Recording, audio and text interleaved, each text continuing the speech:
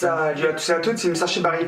Donc avant de commencer cette vidéo, je tiens à préciser que cette vidéo n'est ni en partenariat ni avec Temu, ni avec Amazon, ou avec aucune boutique dans lesquelles j'ai pu acheter les produits que je vais vous présenter.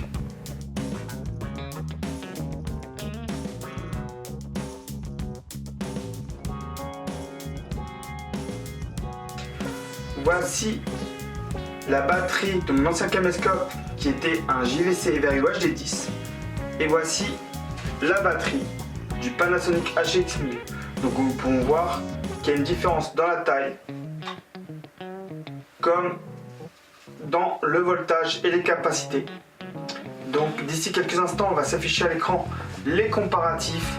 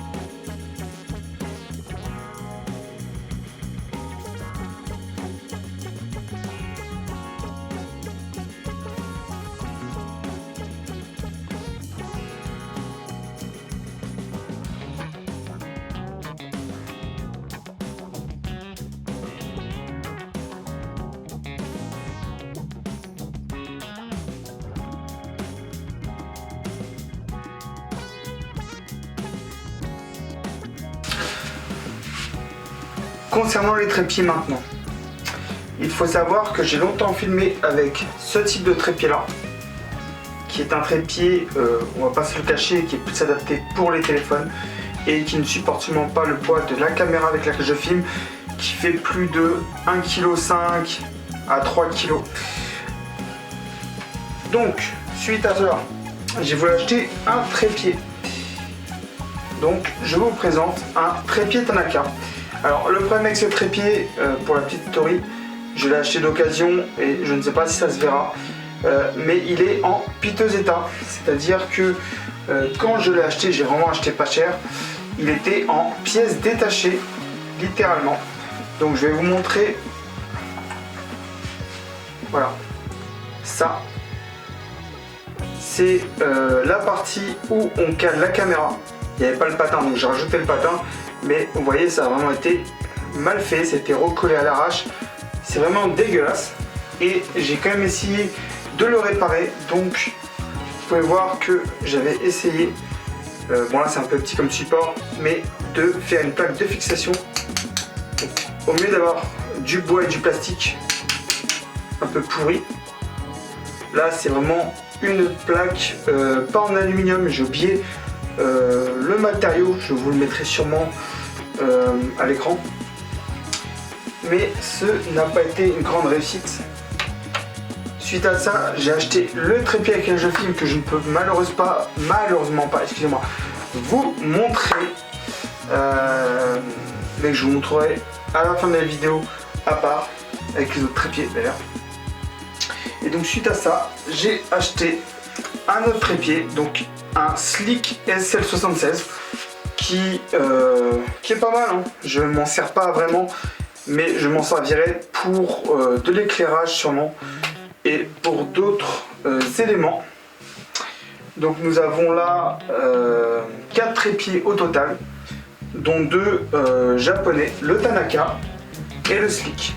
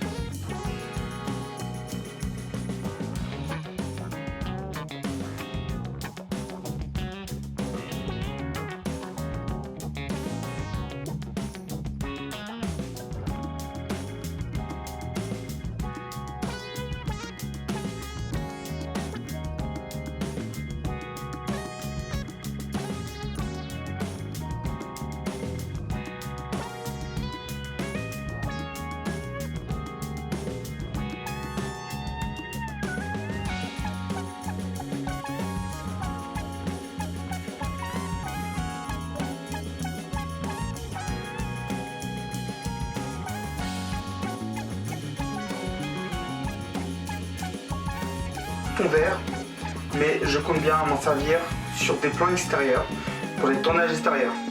Et donc, vu que c'est une caméra qui pèse environ 1,5 kg à vide, et que je pense qu'il faut améliorer la stabilité pour la caméra, j'ai investi dans un small rig, ce que j'appelle tout simplement un stabilisateur d'épaule, à tort d'ailleurs. Donc, ce stabilisateur d'épaule est pour la caméra, sauf que comme beaucoup de caméras de ce gabarit-là, à force de le tenir, ça appuie sur les épaules et surtout sur les bras.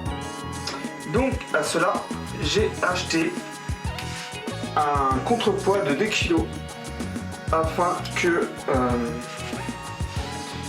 le poids se répartisse moins sur les bras et plus dans le dos.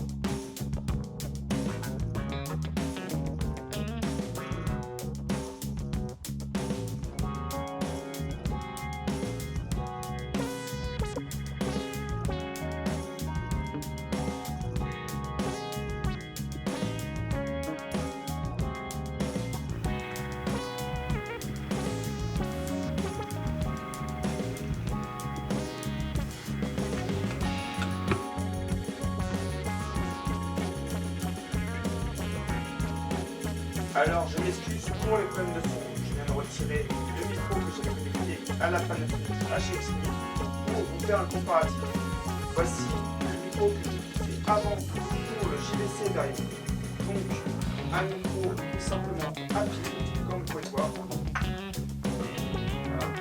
Et qui était connecté en jack. Et voici un micro que j'ai acheté pour la Panasonic HX. Comme vous pouvez le voir, c'est un connecteur XLR.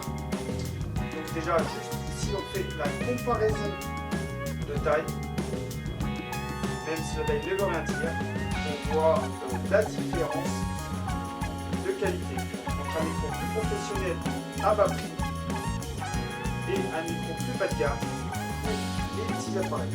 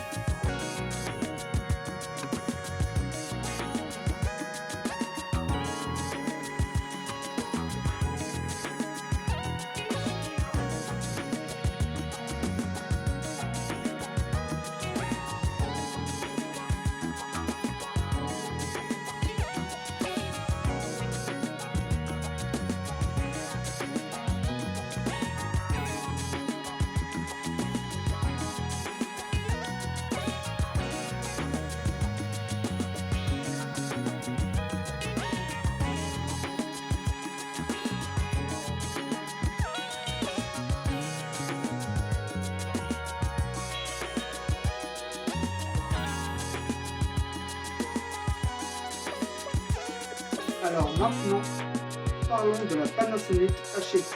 Sachez tout d'abord que si j'ai fait le choix de mettre le niveau sonore de l'entrée 1 et 2 au même niveau, soit moins 40 dBu, C'est parce que c'est un son plus chaud, plus adapté à du matériel professionnel. Mais pourquoi ai-je fait ce choix? Voyez-vous, mes entrées en plus 4 dBu n'ont aucun besoin de gain sonore supplémentaire. Mes deux entrées sont en moins 40 dB, c'est-à-dire que le son est de très bonne qualité, mais beaucoup trop faible pour être mélangé avec le reste. Il lui faut donc 44 décibels supplémentaires pour arriver aux 44 décibels de puissance pour rattraper le niveau de l'eau. Pour ma deuxième entrée micro, elle est à moins 50 décibels.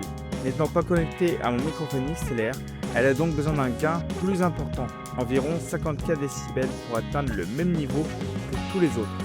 Plus le chiffre négatif est grand, comme là avec les moins 50 décibels, plus on doit compenser le gain positif.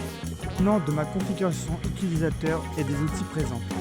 Nous avons les aides à la mise au point et à l'affichage avec l'Assist Focus, qui active des outils pour faire le point peaking, qui surligne les zones nettes en couleur ou en faisant un zoom numérique temporaire. Le détail EVF LCD qui augmente artificiellement la netteté dans le viseur EVF ou de l'écran LCD.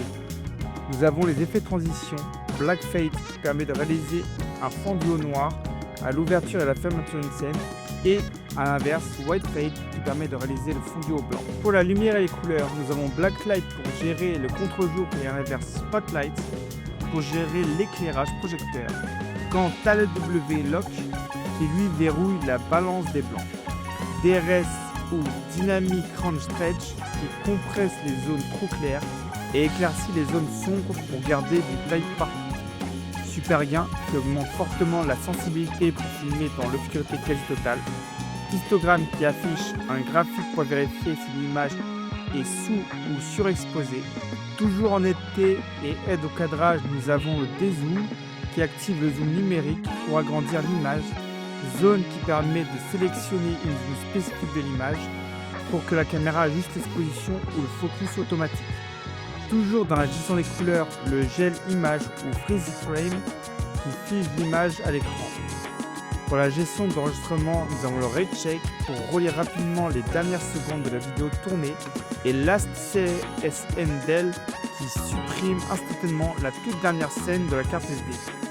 Toujours pour gérer les couleurs, la composition flash qui ajuste l'intensité du flash pour les photos et la lumière IR pour activer la lumière infrarouge dans le mode nuit. L'indicateur de niveau pour l'affichage du niveau électronique pour garder l'horizon droit. Le mode photo pour prendre des captures fixes. Le bouton Wi-Fi comme son nom l'indique pour activer ou non la Wi-Fi pour piloter la caméra à distance via l'application. Et le bouton menu pour accéder rapidement au réglage interne de la caméra. Le fond pour gérer les fonctions d'arrière-plan ou d'incrustation.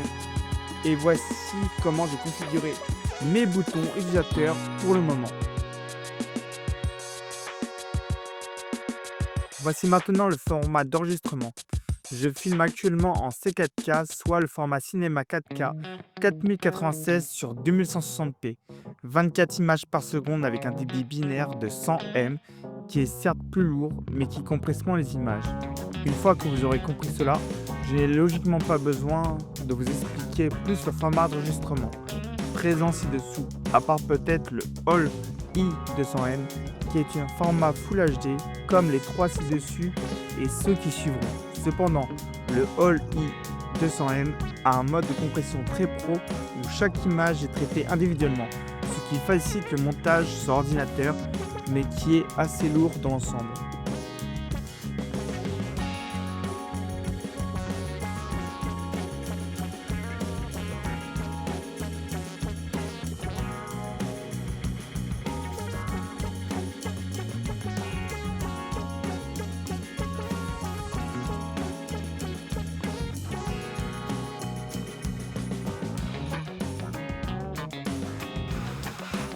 Alors merci d'avoir regardé cette vidéo jusqu'au bout. Alors si je suis habillé différemment, c'est pas un faux raccord, il faut juste savoir que cette vidéo là est filmée plusieurs semaines après. Je voulais sortir cette vidéo pendant la période des fêtes et même avant Noël, mais il y a eu des problèmes au montage et je vous préparais quelque chose, donc ce qui fait que je m'excuse du retard. Donc je vous souhaite une très bonne année et je vous laisse sur une surprise un court métrage, mais juste avant de vous en parler rapidement, sans vous spoiler, je tiens à préciser que le fond blanc que j'ai fait, il y a quelques petits défauts de grain d'image. Donc, vu que je trouve que la Panasonic HX1000 mérite mieux que ça, je vous propose un court métrage. Maintenant que c'est dit, je vais juste vous expliquer quelque chose. Le court métrage que vous allez voir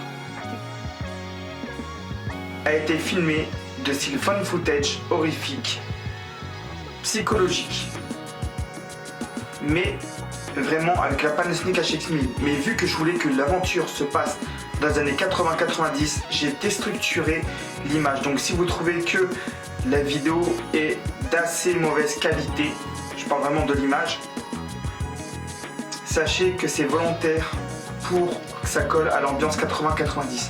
Sur ce, je ne vais pas plus parler, je vous demanderai juste, s'il vous plaît, d'être indulgents. C'est mon premier court métrage, je l'ai fait en quelques jours. Donc, je vous souhaite une très bonne année 2026. Sur ce, c'était Mister Shibari, je vous dis ciao, matinée.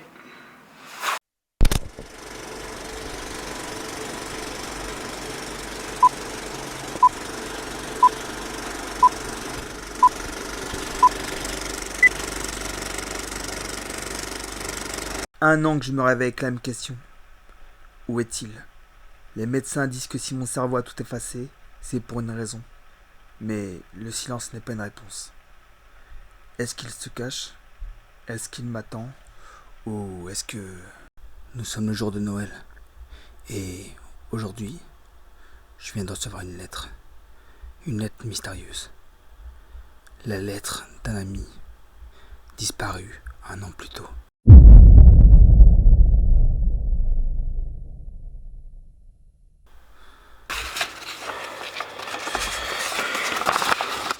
Regarde bien tes mains, regarde cette lettre, cette suie. C'est la seule chose que j'ai pu ramener de là-bas. Ne cherche pas à comprendre pourquoi je t'écris aujourd'hui, après une année de silence. Ne cherche pas à savoir comment cette lettre est arrivée sur ta table. Il y a des ombres qui refusent de s'éteindre. Je suis là, mais je ne suis plus le même. Le froid m'a changé. Tu dois venir maintenant. Il y a une adresse où le temps n'a plus prise. C'est une maison qui semble avoir été oubliée par le monde. Laisse-toi guider par l'odeur du brûlé. L'obscurité saura te guider. Viens ce soir, ne crains pas le froid, ne crains pas l'ombre. Et si tu te perds, cherche la vieille cheminée. Il paraît que les plus beaux souvenirs finissent toujours par devenir des cendres. Viens voir ce que le feu a laissé derrière lui. Je ne serai plus là pour longtemps. Alors, rejoins-moi à cette adresse.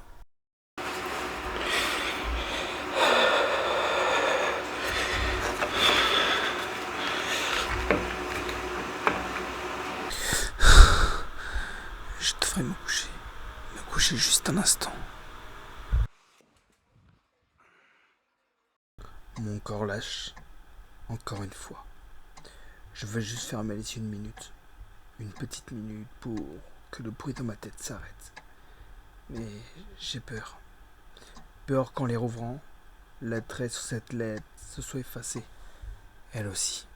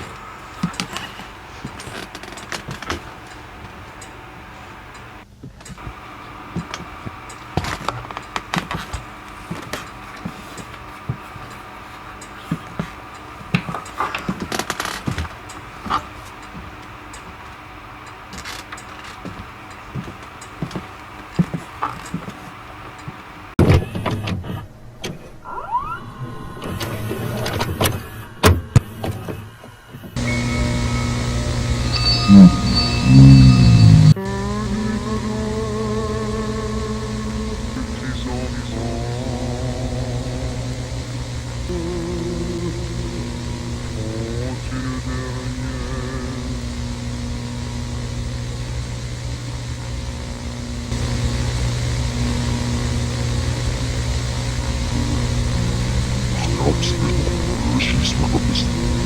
Vamos ver. Imagina.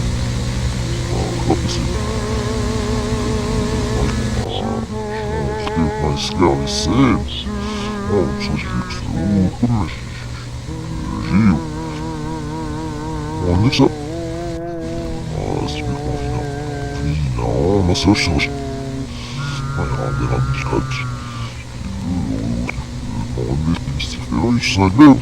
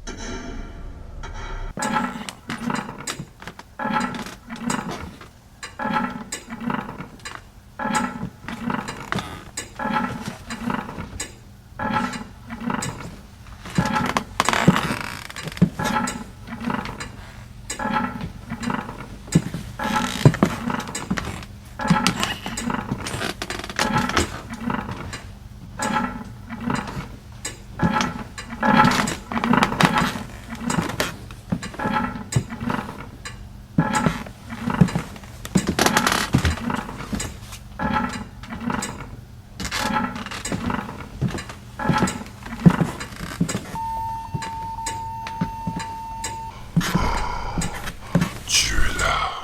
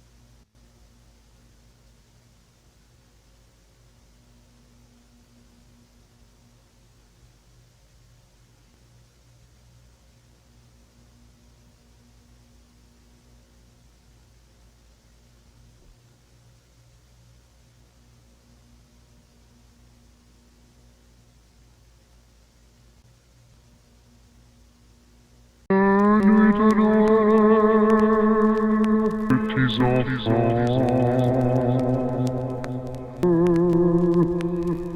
font une dernière prière.